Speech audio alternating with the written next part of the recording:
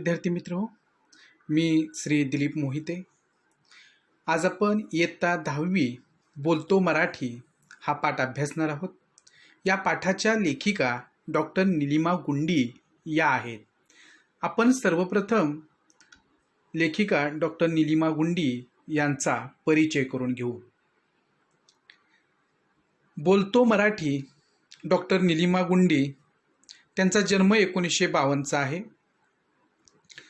मराठीच्या प्राध्यापिका, भाषातज्ञ आणि लेखिका म्हणून त्या परिचित आहेत। त्यांची अक्षरांचा देव, निरागस हे बालसाहित्य, देठ जगण्याचा रंगांचा थवा हे ललित लेखसंग्रह, भाषा प्रकाश, भाषाभान, शब्दांची पहाट हे भाषाविषयक लेखसंग्रह अशी एकूण 35 पुस्तके त्यांची प्रसिद्ध आहेत। यातीलच भाषाविषयक एक लेख त्यांचा आज आपण अभ्यासणार आहोत। 2011 साली बेळगाव येथे झालेल्या मंथन महिला साहित्य संमेलनाच्या त्या अध्यक्षा होत्या।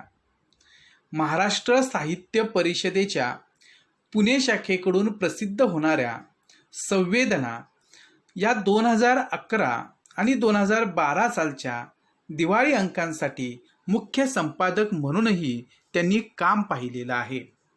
आता आपण बोलतो मराठी या पाठाची मध्यवर्ती कल्पना समजून घेऊ। संत ज्ञानेश्वरांच्या भाषेत सांगायचं म्हटलं तर आपली मराठी भाषा ही आपली माय आहे, आई आहे। प्रत्यक्ष अमृताला सुद्धा पैजेमध्ये हरवेल एवढी थोर आपली मराठी भाषा आहे। आणि या भाषेमध्ये किंवा ही भाषा आपण नेमकी अभ्यासायची कशी, भाषेकडे आपण कोणत्या दृष्टिकोनातून पाहावे आणि भाषेविषयीचा आपला अभ्यास किती सखोल असायला पाहिजे याचं सुंदर विवेचन डॉक्टर निलिमा गुंडी यांनी बोलतो मराठी या पाठामध्ये केलेलं आहे। या पाठाची मध्यवर्ती कल्पना म्हणजे मराठी भाषेतील विविध शब्दप्रयोगांमुळे विनोदाची निर्मिती कशी होते याचे वर्णन प्रस्तुत पाठात आले आहे। हा पाठ आपण जसा बघू तसा आपल्याला हे लक्षात येईल की आपली मराठी भाषा वळवेल तिकडे वळते असं जे म्हणतात ते काही खोटं नाही। आणि मग आपण बोलत असताना ज्या विविध गमती भाषेच्या होतात त्यातली काही उदाहरणं आपल्याला लेखिका डॉक्टर निलिमा गुंडी यांनी या पाठामध्ये दिलेले आहेत। आपण ती समजून घेणार आहोत। व्युत्पत्ती कोशात शब्दांची व्युत्पत्ती शोधल्याने आपल्याला खूप नवीन माहिती कळते। आपल्याला सगळ्यांना माहिती आहे की व्युत्पत्ती म्हणजे काय, तर शब्दाचे मूळ आपण जे शोधतो ते शोधण्याचं जे शास्त्र आहे त्याला व्युत्पत्तीशास्त्र असं म्हणतात। तर शब्द कसा निर्माण झाला, तो कोठून आला, त्या शब्दाच्या अर्थछटा काय आहेत, हे सगळं आपल्याला त्या शब्दाच्या व्युत्पत्तीमध्ये समजतं। आणि अशा पद्धतीचा जो व्युत्पत्ती कोश असतो की ज्याच्यामध्ये त्या शब्दाची संपूर्ण माहिती दिलेली असते, तर आपल्याला जर भाषेचं चांगलं ज्ञान मिळवायचं असेल तर व्युत्पत्ती कोश आपल्याला उपयोगाचा ठरतो। आणि त्याच्यातून आपल्याला शब्दांचे विविध अर्थ, शब्दांच्या विविध छटा पाहायला मिळतात आणि त्यातून आपल्याला आनंदसुद्धा मिळतो। आपल्या जीवनात भाषेला महत्त्व दिल्यास मनातल्या भावभावनांचे सूक्ष्म अर्थसौंदर्य उलगडण्यास मदत होते, हे या पाठातून स्पष्ट होते। म्हणजे आपल्याला जर भाषा चांगली येत असेल, भाषेवरती आपलं चांगलं प्रभुत्व असेल आणि आपण जर भाषेकडे एका आपलं संपूर्ण व्यक्तिमत्व संपन्न होण्याच्या दृष्टिकोनातून जर महत्त्व दिलं तर नक्कीच आपल्याला ही भाषा तर चांगल्या प्रकारे अवगत होईलच, पण विविध भावभावनांमध्ये जे अर्थसौंदर्य लपलेलं असतं की जे शब्दांद्वारे व्यक्त होतं तेही आपल्याला कळण्यास मदत होणार आहे। आणि त्या दृष्टिकोनातून आपण भाषेकडे पाहावे असं या पाठामध्ये लेखिका आपल्याला सांगतात। आपण जर बघितलं तर हा जो बोलतो मराठी पाठ आहे या पाठाचा साहित्य प्रकार, वाङ्मय प्रकार कोणता आहे, तर हा एक भाषाविषयक लेख आहे. भाषेविषयीचं चिंतन या पाठामध्ये लेखिका निलिमा गुंडे यांनी केलेलं आपल्याला दिसून येतं. या पाठामागील भूमिका काय आहे, तर मराठी भाषेतील विविध शब्दप्रयोग व शब्दांची व्युत्पत्ती शोधल्याने मिळणारा आनंद याविषयीची माहिती या पाठातून सांगण्याचा प्रयत्न केला आहे. म्हणजे हा जो पाठ आहे, या पाठामध्ये आपण दैनंदिन जीवनामध्ये विविध प्रकारचे शब्द वापरतो, वाक्प्रचार वापरतो, म्हणी वापरतो, पण त्या म्हणींचा आपण नेमका अर्थ जर समजून घेतला तर त्याच्यातून आपल्याला मिळणारा जो आनंद आहे, तर तो कसा आनंद मिळत असतो याचं सुंदर विवेचन या पाठामध्ये लेखिकेनं केलेलं आपल्याला दिसून येतं. आपण आता प्रत्यक्ष पाठ समजून घेऊया. लेखिका पाठाची सुरुवात करताना म्हणतात, परवा वर्तमानपत्रात एक विनोद आला होता. बायको म्हणाली, तुम्हाला मी उत्तप्पा बनवू का? नवरा म्हणाला, नको, मी माणूसच ठीक आहे. आली मोठी जादूगार. आता पहा, नवरा आणि बायको यांच्यामधला हा संवाद आहे आणि बायको थेट नवऱ्याला म्हणते आहे की मी उत्तप्पा बनवू का? म्हणजे त्याच्या अगोदरचा जो शब्द आहे तर तो आपण जर समजून घेतला तर मग मात्र इथं विनोद निर्मिती कशी झालेली आहे हे आपल्या लक्षात येतं. आणि नवरासुद्धा हजरजबाबी आहे. तो म्हणतो की नको नको, मला उत्तप्पा वगैरे काय बनवू नको, कारण तू मोठी जादूगार आहेस आणि नक्कीच त्या ठिकाणी असं मला बनवून टाकशील. म्हणजे इथं नवरा आणि बायको यांच्यामधल्या या संवादातून जी गंमत घडून आलेली आहे ती इथं लेखिकेनं वर्णन केलेली आहे. आणि वर्तमानपत्रामध्ये लेखिकेनं हा विनोद वाचलेला होता. आणि आपण जेव्हा वर्तमानपत्र वाचतो तेव्हा अशा प्रकारचे छोटे छोटे विनोद आपल्याला वाचायला मिळतात. आता इथे विनोद निर्माण झाला आहे कारण बनवणे हे क्रियापद तिथे शोभणारे नाही. म्हणजे तुम्हाला मी उत्तप्पा बनवू का, तर इथं नवऱ्याला प्रत्यक्ष उत्तप्पा बनवण्याचा अर्थ आपल्याला तिथं व्यक्त झालेला दिसून येतो, किंवा ऐकणारा तो त्या पद्धतीनं जर त्यानं वाच्यार्थ घेतला, मूळ अर्थ त्यातला समजून घेतला किंवा तोच अर्थ लक्षात घेतला तर मग मात्र या वाक्याचा अर्थ चुकीचा होतो. परंतु त्या ठिकाणी जर बनवणे हे क्रियापद आपण तिथं नाही वापरलं तर मग मात्र आपल्याला बायकोला काय म्हणायचं हे समजून घेता येईल. परंतु बनवणे या शब्दामुळे मात्र इथे गंमत निर्माण झालेली आहे. त्या हल्ली हिंदी भाषेतून आपल्या स्वयंपाकघरात नको इतकं घुसलाय. मराठीत पोळ्या लाटणे, भाजी फोडणीस टाकणे, कढी करणे, भात रांधणे. आता भात रांधणे म्हणजे भात शिजवणे, कुकर लावणे, अशा वेगवेगळ्या क्रियांसाठी वेगवेगळे शब्दप्रयोग आहेत. पण हल्ली सगळे पदार्थ बनवले जातात. म्हणजे लेखिकेनं अशा प्रकारे बनवले हा जो काही हे जे काही क्रियापद आहे ते जर आपण अशा पद्धतीनं चुकीच्या ठिकाणी जर वापरलं तर आपल्या मराठी भाषेमध्ये कशी गंमत तयार होते हे इथं आपल्याला सांगितलेलं आहे. मराठीत बनवणे म्हणजे फसवणे असा अर्थ खरं तर रूढ आहे. त्यामुळं माणसाचं माकड आणि पुन्हा माकडाचा माणूस बनवणारा जादूगार विनोद करणाऱ्या नवऱ्याला आठवला तर आश्चर्य नाही. आणि म्हणून इथं त्या ठिकाणी लेखिका असं म्हणतात की बनवणे हे जे काही क्रियापद आहे की इथं बायकोनं जे वापरलेलं आहे तर त्याचा आपण जर शब्दशः अर्थ घेतला तर फसवणे असा सुद्धा एक रूढ अर्थ आपल्याकडे आहे.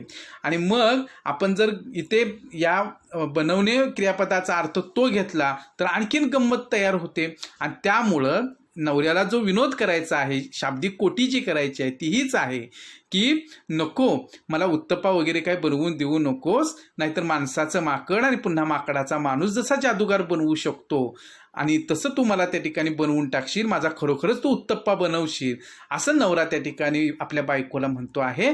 आणि ती गंमत जी आहे ती इथे या संवादामध्ये झालेली आपल्याला दिसून येते. म्हणजे लेखिकेला इथे हे सांगायचं आहे की आपण जी क्रियापदाची रूपं वापरतो तर ती योग्य क्रियापदाची रूपं जर वापरली तरच त्यातला नेमका अर्थ जो आहे तर तो समोरच्या व्यक्तीपर्यंत पोहोचणार आहे. अन्यथा अशा प्रकारच्या गमती जमती बोलताना होत राहतील. पुढे लेखिका असं म्हणतात की मराठी ढंगाचे शब्दप्रयोग ही आपल्या भाषेची श्रीमंती आहे. म्हणजे आपली मराठी भाषा ही समृद्ध भाषा आहे आणि मराठी भाषेमधलं मराठी भाषेमधील जी शब्दसंपत्ती आहे ती सुद्धा मोठ्या प्रमाणामध्ये आहे आणि जगामध्ये ज्या काही महत्त्वाच्या भाषा आहेत त्याच्यामध्ये आपल्या मराठी भाषेचा समावेश होतो. आणि संत ज्ञानेश्वरी जरी आपण त्या ठिकाणी अभ्यासली तरीसुद्धा भाषेची श्रीमंती काय असते हे आपल्याला लक्षात येतं. ज्ञानेश्वरीपासून ते आजपर्यंतचा मराठी भाषेचा आपण अभ्यास केला तर आपली मराठी भाषा किती श्रेष्ठ आहे, किती चांगल्या दर्जाची आहे, किती चांगलं साहित्य आपल्या मराठी भाषेमध्ये निर्माण झालेलं आहे हे आपल्याला लक्षात येईल. कारण आपल्या मराठी भाषेतले जे शब्द आहेत ते खास मराठी ढंगातले आहेत, मराठी शैलीतले आहेत आणि म्हणून आपल्या मराठी भाषेची श्रीमंती अधिक खुलून दिसते. मराठीत मारणे हे एक क्रियापद घेतले तर ते किती वेगवेगळ्या प्रकारे वापरले जाते हे लक्षात घेण्याजोगे आहे. आणि लेखिकेनं इथे मारणे या क्रियापदाचं व उपयोग जो आहे तो आपण कसा वेगवेगळ्या प्रकारे करतो याकडे आपलं लक्ष वेधून घेतलं आहे. जसे गप्पा मारणे, उड्या मारणे, थापा मारणे, टिचकी मारणे, शिट्टी मारणे, पाकिट मारणे, जेवणावर ताव मारणे, पोहताना हातपाय मारणे, माशा मारणे इत्यादी. मारणे म्हणजे मार देणे हा अर्थ यात कोठेही आलेला नाही. हीच तर भाषेची गंमत असते.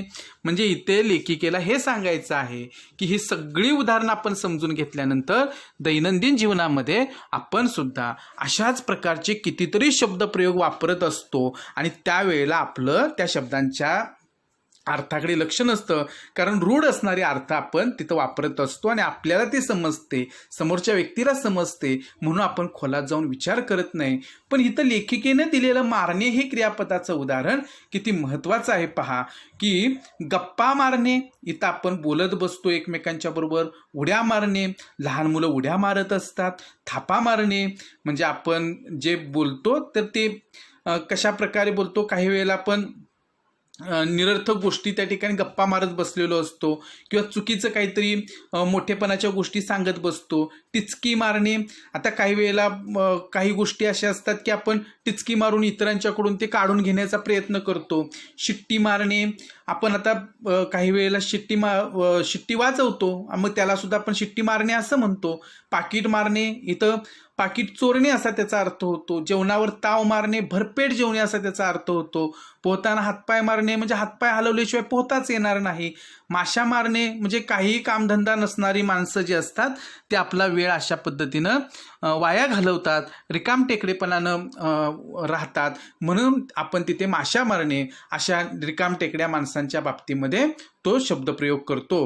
म्हणजे मारणे हे क्रियापद किती वेगवेगळ्या प्रकारे येतं आणि किती गंमत घडते भाषेमध्ये हे आपण समजून घेतलं पाहिजे. मग असे कोणती क्रियापदं आहेत की जी मराठी भाषेमध्ये नेहमी आपण वापरतो, ते आपण जर शोधली तर आपल्याला सुद्धा भाषेतली ही गंमत लक्षात येईल. शब्दप्रयोगाप्रमाणे वाक्प्रचार ही देखील भाषेची खास शैली असते. खस्ता खाणे म्हणजे खस्ता हा खाद्यपदार्थ नाही, खस्ता हा खाद्यपदार्थ नाही हे माहीत आहे ना. तसेच कंठस्नान घालणे हा वाक्प्रचार युद्धाविषयीच्या बातम्यांमध्ये असतो. म्हणजे आपण जर बघितलं तर खस्ता खाणे म्हणजे खूप काबाड कष्ट करणे अशा अर्थानं आपण तो वापरतो.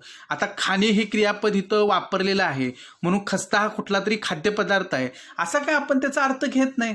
तसेच कंठस्नान घालणे हा वाक्प्रचार युद्धाविषयीच्या बातम्यांमध्ये असतो. आपण जेव्हा काही वेळेला वर्तमानपत्रामध्ये बातम्या वाचतो की काश्मीरमध्ये आपल्या भारतीय सैनिकांनी 2 दहशतवाद्यांना कंठस्नान घातले, आपण अर्थ काय घेतो की 2 दहशतवाद्यांना आपल्या भारतीय सैनिकांनी ठार मारलेलं आहे.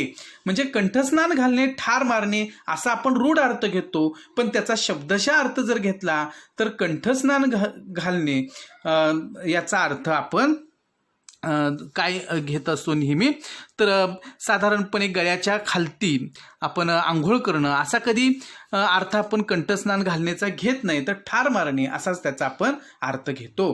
कंठस्नान घालणे म्हणजे गळ्याखालून आंघोळ घालणे असा शब्दशः अर्थ आपण तिथं वापरत नाही. खांद्याला खांदा लावणे म्हणजे आपण एकमेकांना सहकार्य करणे, आणि खांदा देणे म्हणजे एखादा मृतदेह असेल तर तो स्मशानभूमीपर्यंत नेण्यासाठी तो 4 माणसं तो मृतदेह उचलून घेऊन जातात आपल्या परंपरेप्रमाणे, मग त्याला खांदा देणे असं म्हणतात. यातला सुद्धा आपण फरक लक्षात घ्यायला हवा. एकाऐवजी दुसरे क्रियापद वापरले तर अर्थाचा अनर्थ होईल. म्हणजे आपल्याला इथे कोणत्या क्रियापदाचा योग्य उपयोग करायला पाहिजे हे समजायला हवं. की जसं तुम्हाला मी उत्तप्पा बनवून देऊ का, तर इथे बनवणे हे क्रियापद चुकीचं आहे असं लेखिकेने सुरुवातीला सांगितलेलं आहे. आपण आपल्या मराठी भाषेमध्ये असे कितीतरी शब्द तयार करून ठेवलेले आहेत की त्याचा आपण योग्य उपयोग करायला पाहिजे. आणि म्हणून अर्थाचा अनर्थ होऊ नये म्हणून योग्य ठिकाणी योग्य क्रियापद आपण वापरायला हवं. आणि इतर भाषांचा आपल्या वरती कितीही मोठा परिणाम झाला, कितीही इतर भाषेतले शब्द आपल्या भाषेमध्ये आले, तरी मराठी भाषा म्हणून आपण काही गोष्टींचं भान नक्की राखायला हवं, नाहीतर अर्थाचा अनर्थ झाल्याशिवाय राहणार नाही. अशा अनेक उदाहरणं देता येतील. त्यासाठी शब्दकोश वापरण्याची सवय करायला हवी. आणि मग आपल्याला हे सगळे अर्थ समजून घ्यायचे असतील तर आपल्याला शब्दकोश वापरायला हवा. आणि मग जसं इंग्रजीची आपण डिक्शनरी वापरतो तसा मराठीचा शब्दकोश वापरायला काय हरकत आहे. पण आपण अशा पद्धतीनं शब्दकोश वापरत नाही, पण तो वापरायला हवा. आणि शब्दांच्या गमती जमती, शब्दांचे विविध अर्थ, शब्दांची व्युत्पत्ती जाणून घ्यायला पाहिजे असं लेखिका इथे सांगतात.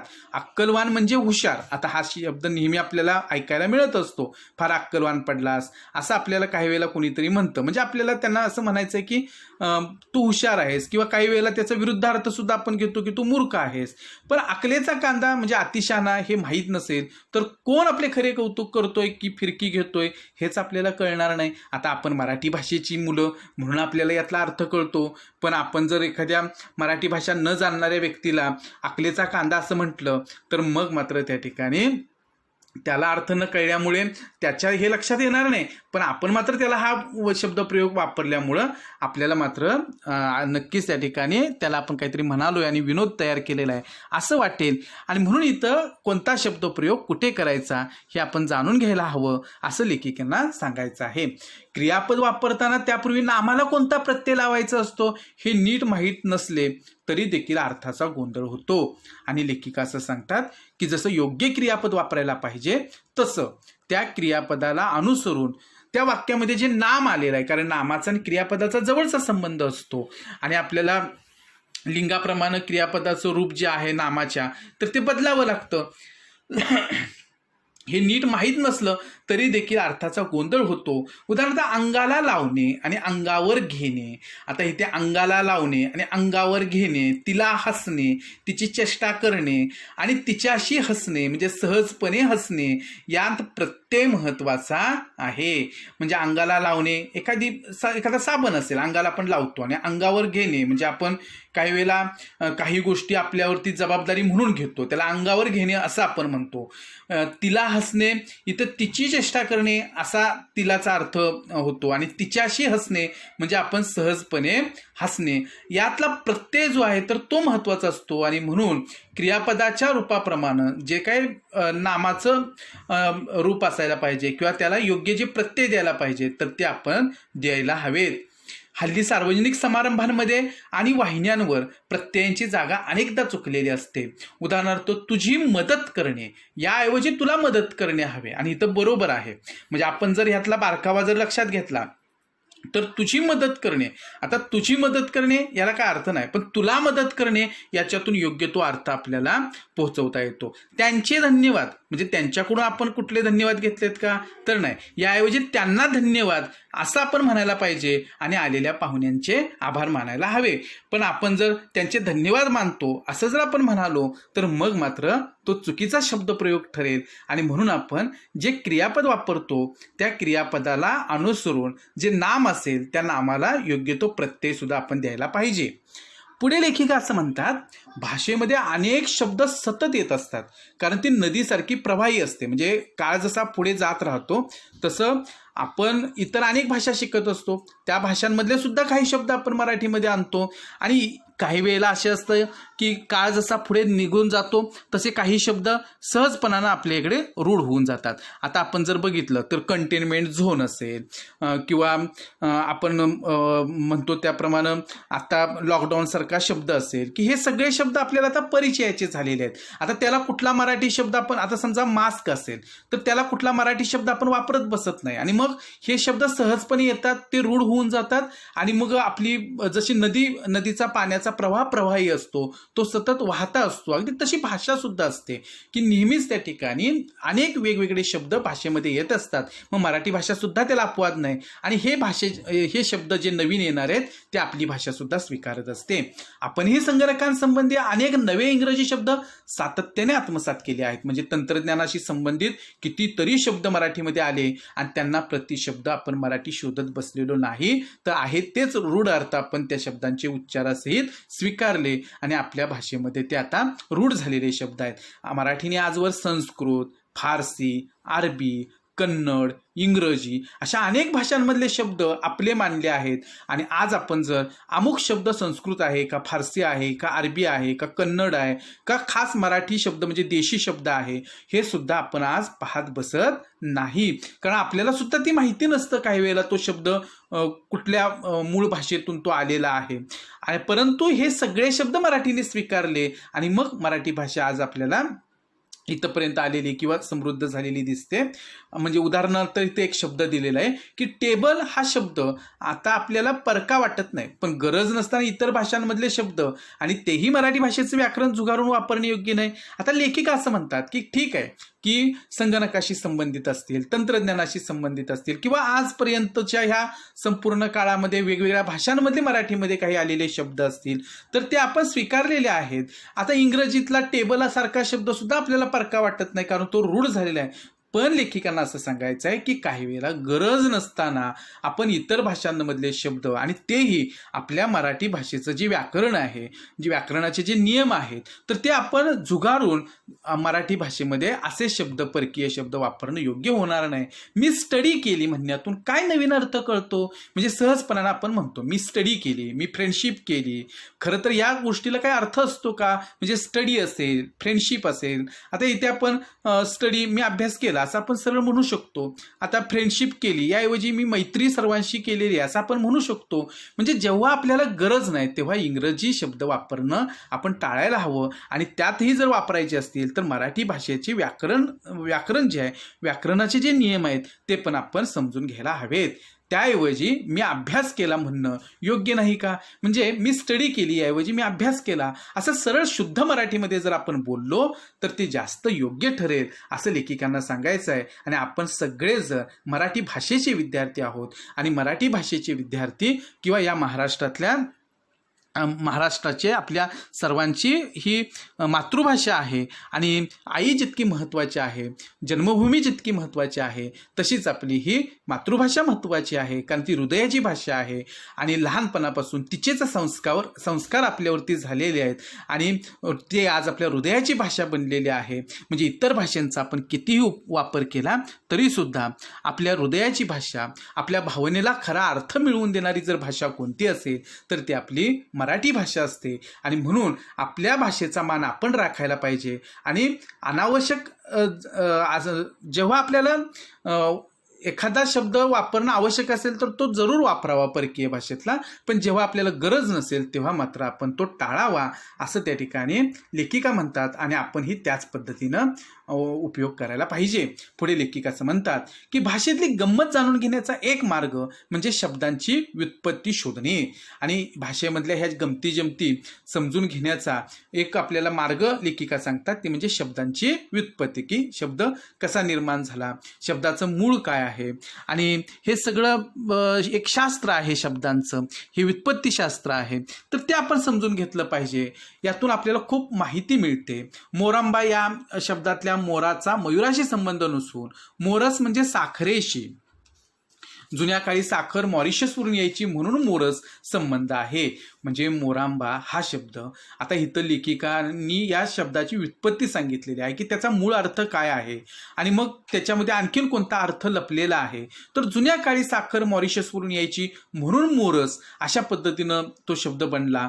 आणि मग मोरांबा हा शब्द जो आहे तर तो फक्त मोराशी संबंधित नाही, मयुराशी संबंधित नाही, तर मोरस म्हणजे साखरेशी, कारण जुन्या काळी हीच साखर मॉरिशसवरून भारतामध्ये यायची, याच्याशी सुद्धा ह्या मोराचा संबंध आहे आणि म्हणून आपण तो मोरांबा शब्द कसा आला हे जर आपण व्युत्पत्ती कोशामध्ये जर बघितलं तर आपल्याला त्याची व्युत्पत्ती सापडेल. शब्दांची पाळेमुळे किती दूरवर पसरलेली असतात ते त्यातून कळते. इतर वेळेला मोरांबा हा शब्द आपण त्याचा एवढा विचार केलेला होता का नाही, पण इथं आपल्याला हा शब्द जो आलेला आहे तर या शब्दावरून आणि त्याची जी व्युत्पत्ती लेखिकांनी दिलेली आहे त्याच्यावरून आपल्याला लक्षात येतं की शब्दांची जी पाळेमुळे असतात तर ती कितीतरी खोलवरती रुजलेली असतात.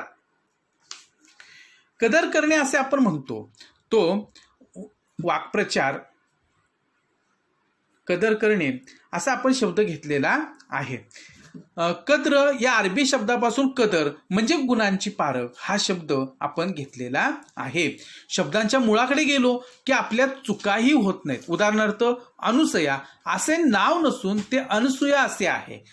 अधिक असूया अशी त्यातील संधी आहे. आपल्याला संधीचे शब्द गेलेले आहेत त्यामुळे संधी कशी करायची हे आपल्याला कळलेलं आहे. मनात असूया म्हणजेच मत्सर नसलेली अशी ती अनसूया हे कळल्यावर शब्द मनात पक्का रुजतो. म्हणजे इथे आपल्याला अनसूया हा जो शब्द आहे तर त्या शब्दाचा खरा अर्थ काय आहे हे आपल्याला इथे व्युत्पत्ती कोशामध्ये अर्थ बघितल्यानंतर मग आपल्याला लक्षात येतं की नेमका शब्द काय असतो, त्याचे अर्थ कसे वेगवेगळ्या स्वरूपाचे असतात. तसंच जरा जर्जर या संस्कृतमधून आलेल्या शब्दाचा अर्थ आहे वार्धक्याने विकल झालेला. यातील ज हे उच्चार तालव्य ज म्हणजे ज्याच्यामध्ये य मिसळलेला आहे तर त्याला तालव्य वर्ण असं आपण म्हणतो. आपण वर्णमालेमध्ये तालव्य वर्ण दंत तालव्य वर्ण हे बघितलेलं आहे. तर इथं जचा उच्चार ज असाही आहे आणि ज असाही आहे. ज्याच्यामध्ये ज मध्ये अ मिसळतो तेव्हा ज असा होतो तो दंत तालव्य आणि जेव्हा य मिसळतो ज मध्ये तेव्हा ज असा उच्चार होतो त्याला तालव्य असं आपण म्हणतो. म्हणजे जरा जर्जर या शब्दाचा अर्थ वार्धक्याने विकल झालेला, हातबल झालेला, म्हातारपणामुळं असा त्या जरा जर्जरचा अर्थ आहे. तर जरा थोडे, जरा म्हणजे थोडे आणि जर कलाभूत या शब्दातील जचे उच्चार दंतमुलीय आहेत. म्हणजे इथं ज मध्ये अ मिसळलेला आहे आणि म्हणून त्याला त्या ठिकाणी दंत तालव्य असं आपण म्हणतो. दंतमुलीय म्हणजे ते जे ध्वनी उच्चारताना जिभेच्या टोकाचा वरच्या दाताच्या मुळांचा स्पर्श होतो असे ध्वनी. म्हणजे आपण वर्णांची जी उच्चारस्थानं आहेत तर त्या उच्चारस्थानानुसार कंठ्यवर्ण असेल, मूर्धन्यवर्ण असतील, दंत्यवर्ण असतील, तालव्यवर्ण असतील हे सगळे आपण भाषेच्या वर्णमाला या घटकामध्ये आपण सगळं शिकलेलो आहोत आणि स्कॉलरशिपला हे आपल्याला झालेलं आहे. तर इथे आपल्याला जरा जर्जर शब्द असेल तर तो कसा त्या ठिकाणी उच्चारायला पाहिजे आणि त्याचा नेमका अर्थ काय आहे हे आपल्याला इथं सांगितलेलं आहे. उच्चारावर सुद्धा आपला अर्थ अवलंबून असतो. आपण जो शब्द उच्चारतो त्या उच्चारावरून सुद्धा शब्दांचे अर्थ ठरत असतात. म्हणून शब्दांच्या उच्चारशास्त्राकडे सुद्धा आपण चांगलं लक्ष द्यायला पाहिजे. पुढे लेखिका असं म्हणतात, भाषेत आपण शब्द कसे उच्चारतो, कोणत्या अक्षराशी शब्द तोडतो या साऱ्यांना महत्त्व असते. सुतकताई हा शब्द जर सुतकताई असा लिहिला तर कसं वाटेल. आता बघा म्हणजे सुतकताई हा शब्द आपण अशा पद्धतीने उच्चारतो, पण जर तो सुतकताई असा लिहिला तर कसं वाटेल. म्हणजे शब्द जर तोडला तर तसंच अक्षरशः शब्द लिहिताना अक्षरशः असा कोणा मुलाचे नाव करून टाकणे बरोबर आहे का. म्हणजे लेखिकेंना असं सांगायचं आहे की शब्दांचे उच्चारही समजून घेतले पाहिजेत, आपण ते शुद्ध स्वरूपामध्ये लिहायला पाहिजेत आणि जर आपण अशा पद्धतीनं नाही लिहिलं तर मग मात्र त्याचे अर्थ जे असतात तर ते नक्की बदलतात. अगदी अनुस्वाराचा जरी फरक आपण केला म्हणजे वंदन हा शब्द आहे आणि अनुस्वार जर काढून टाकला तर वदन असा होतो आणि मग आपल्याला काही वेळेला अनुस्वार आपण देत नाही, चुकून देत नाही आणि मग तिथं अर्थ मात्र वेगळा लागू शकतो आणि म्हणून त्याचं लेखन सुद्धा आपण शुद्ध स्वरूपामध्ये करायला पाहिजे.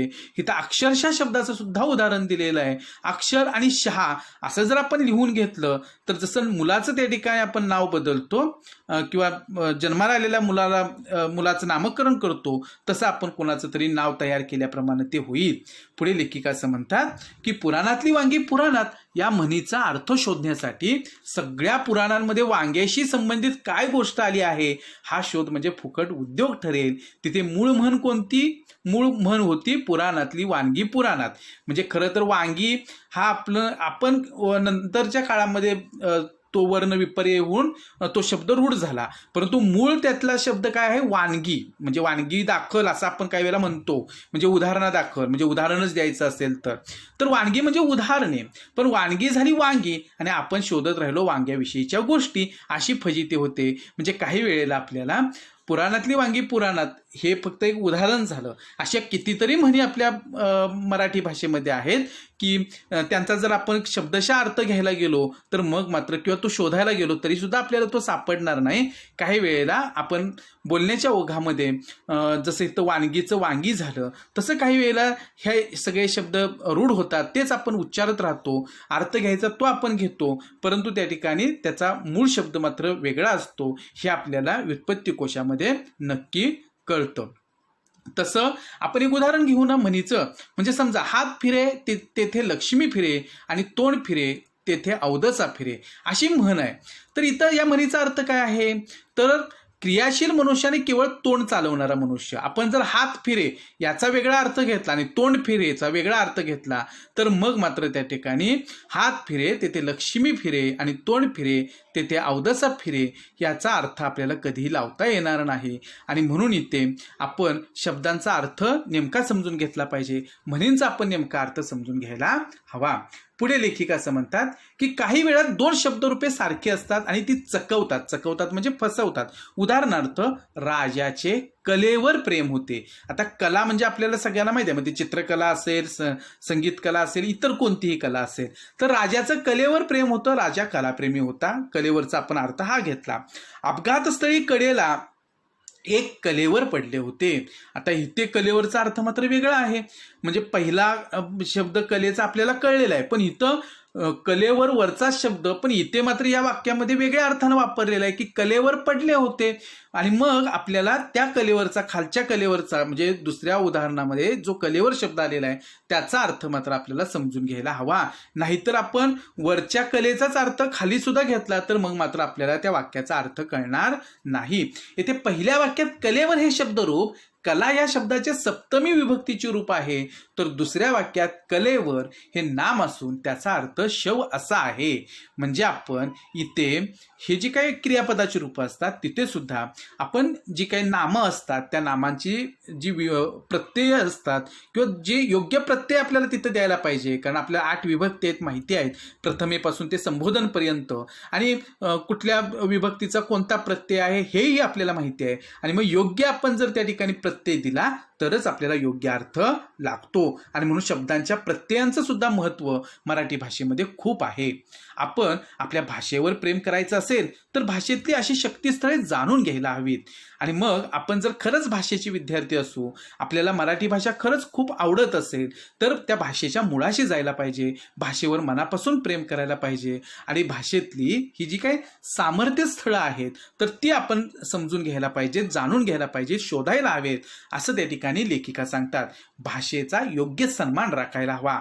आपल्या घरीदारी बोलली जाणारी मराठी भाषा ही आपल्याला आईच्या ठिकाणी आहे. म्हणजे मराठी भाषेचं जे महत्त्व आहे ते इथं लेखिका वर्णन करतात की जशी जन्म देणारी आपली आई महत्त्वाची आहे, अगदी त्याच पद्धतीनं ज्या भाषेचे संस्कार घेऊन आपण लहानाचं मोठं होतो ती मराठी भाषा सुद्धा आपल्याला आईप्रमाणे वाटायला हवी. तिने आपल्या भावजीवनाला आकार दिला आहे. आई जसं संस्कार करते तशी आपली भाषा आपल्यावरती संस्कार करत असते. आपल्या भावना व्यक्त करायला आधार दिला आहे. आणि आपल्या मनातल्या अगदी हृदयातल्या भावना जर आपण खऱ्या अर्थाने व्यक्त जर कोणत्या भाषेमध्ये करू शकत असू तर त्या आपल्या मातृभाषेतून. आणि म्हणून आपली मातृभाषा म्हणजे आपली मराठी भाषा, तर त्या मराठी भाषेला आपण योग्य तो मान द्यायला पाहिजे. तिच्याशी आपलं खास जिव्हाळ्याचं नातं असायला हवे. त्यासाठी तिचे ज्ञानही आपण मिळवायला हवे. आणि मग आपण खरे ह्या भाषेचे विद्यार्थी असू, या भाषेचे पुत्र असू, तर आपण सुद्धा भाषेचा चांगला अभ्यास करायला पाहिजे. आणि तिच्याशी, मराठी भाषेशी असणारं एक वेगळं नातं, जिव्हाळ्याचं नातं निर्माण करायला पाहिजे. आणि या भाषेमधलं जे ज्ञान आहे ते आपण मिळवायला पाहिजे. आणि शिवाय आपण मराठी भाषेमध्ये आपल्याला मिळालेलं ज्ञान जे आहे ते ज्ञान सगळं मराठी भाषा आणायला पाहिजे. म्हणजे मराठी भाषा आपली समृद्ध व्हायला मदत होईल. पुढे लेखिका असं म्हणतात की आपली भाषा ही हवेसारखी आपल्या आत बाहेर असते. तिचे जीवनातले महत्त्वाचे स्थान कायम ठेवायला हवे.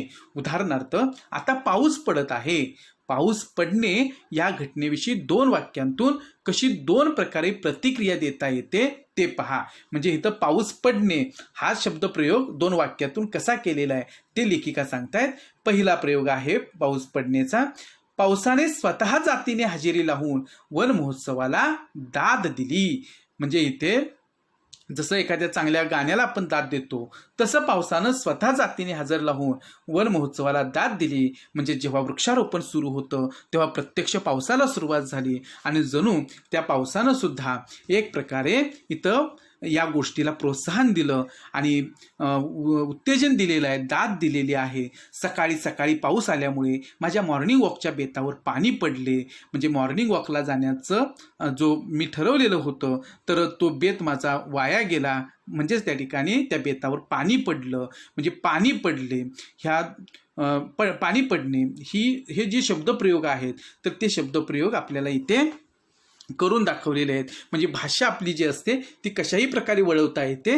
ही तर लेखिका डॉक्टर निलिमा गुंडी यांनी हे आपल्याला पटवून दिलेलं आहे. अशा अनेक वाक्य तयार करता येते. म्हणजे आपण सुद्धा ते नेहमी दैनंदिन जीवनामध्ये वापरत असतो, फक्त आपलं तिकडे लक्ष नसतं. पण हे उदाहरण दिल्यानंतर किंवा वाचल्यानंतर आपल्याला मात्र आता नक्की अशा पद्धतीचा एक दृष्टिकोन लाभू शकेल की आपण सुद्धा भाषेकडं अशाच दृष्टीनं बघायला पाहिजे, त्यातला आनंद घ्यायला पाहिजे. त्यातून भाव खुलत जातात.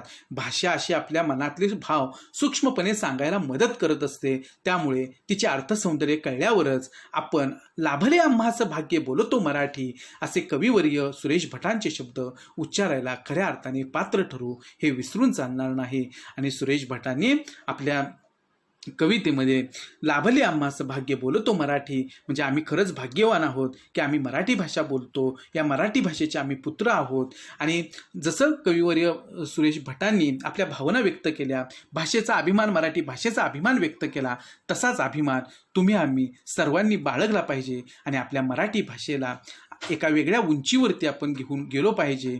आणि आपली मराठी भाषा ही समृद्ध करायला हवी आणि जगाच्या व्यासपीठावरती मराठीला आपण मान मिळवून द्यायला पाहिजे. आणि ही आपल्या प्रत्येक मराठी माणसाचं कर्तव्य आहे. आणि तुम्ही विद्यार्थी नक्कीच ह्या मराठी भाषेचं महत्त्व जाणून घ्याल आणि आपली मराठी भाषा समृद्ध कशी होईल यासाठी तुम्ही प्रयत्न कराल असा मला नक्की विश्वास आहे.